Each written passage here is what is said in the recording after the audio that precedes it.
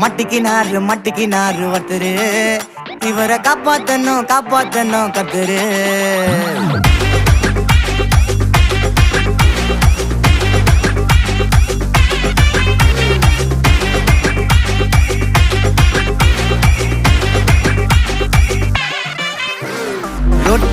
ரொட்டு கடை குருமா, திரும்பி உனக்கு வந்து அச்சுது பாரு கருமா. வாஷிங் பவுடர் நிறுமா, கொஞ்சம் வாய சுவையும் பொத்துக்கிட்டு இருமா. ஓ நிலைமையத்தான் நினைச்சு சிரிமா.